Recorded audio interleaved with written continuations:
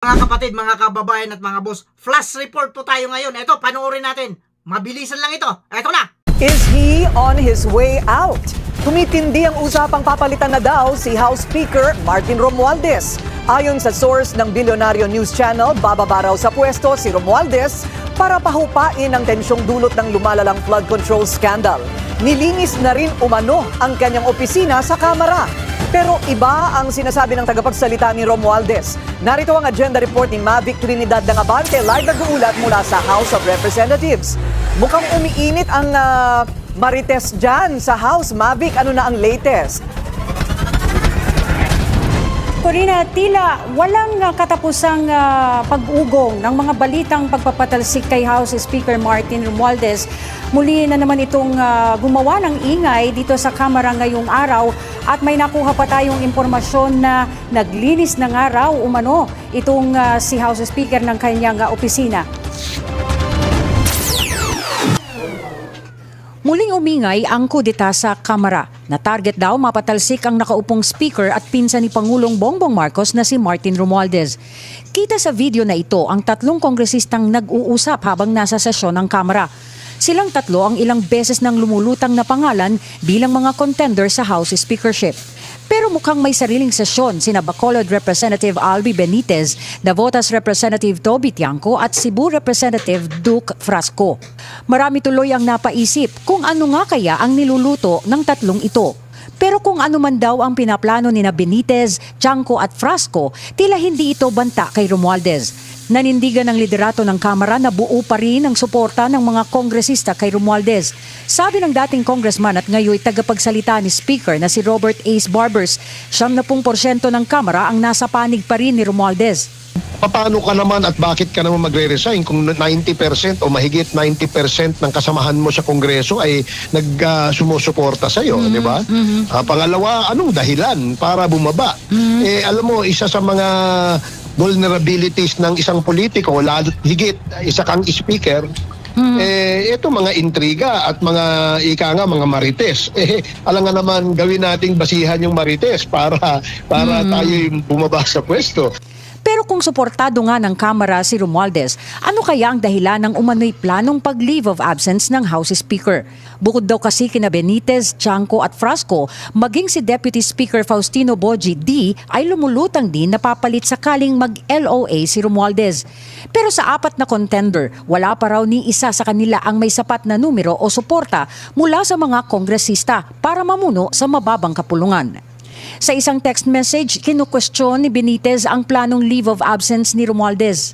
Hindi raw ito mangyayari, maliban na lang daw kung papalitan o hindi ang taong nasa posisyon. Sa kabila ng kalituhan kung may kudeta nga sa Kamara, isang kongresista naman ang kumpiyansang siya na ang papalit kay Speaker Romualdez. I'm going to take Speaker Romualdez's speakership, and I hope Majority Leader Sandro Marcos won't hold it against me or won't stand in my way. Thank you, everyone. May suporta po kayo sa mayorya ng mga kongresista? May mga We're getting nakausap the na kayo? numbers. We have one now, two, maybe, if we're lucky.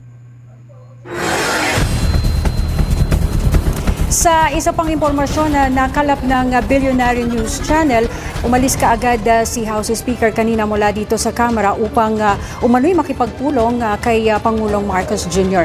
Agad din sinuspinde ang sesyon at bukas na ito ipagpapatuloy.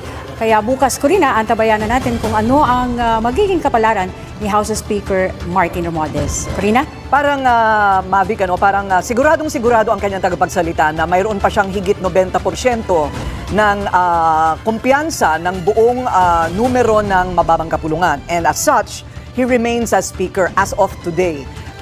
May usap-usapan na naglinis na daw siya ng kanyang opisina. Nabalitaan mo din ba ito?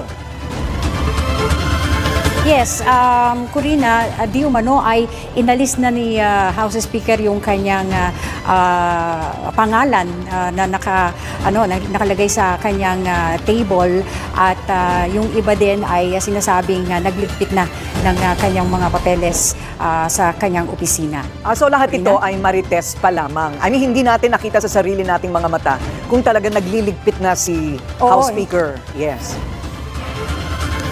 Hindi tayo nabigyan ng pagkakataon na yes, Corina. Hindi tayo nabigyan ng pagkakataon na makapunta, makatungo dun sa kanyang opisina.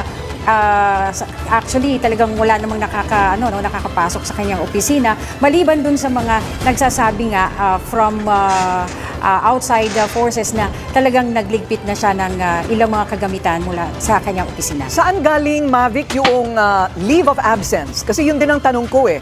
Is there such a thing as a leave of absence for a House Speaker? Ang sabi kanina ni Congressman Albi, who is a contender, no such thing. Ano ba talaga ang nasa rules ng pagpapalit ng isang speaker?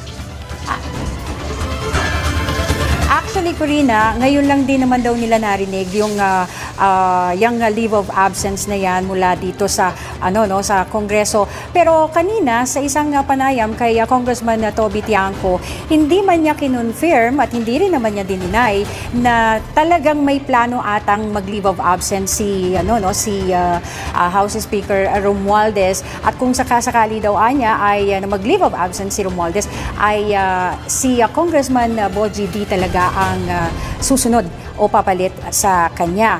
At ayon pa kay Congressman Tiangco, medyo umaatras na siya sa laban bilang contender nga sa House Speakership dahil hanggang ngayon inamin niya na wala pa siyang numero o mga kongresistang sumusuporta para siya ay pumalit bilang House Speaker.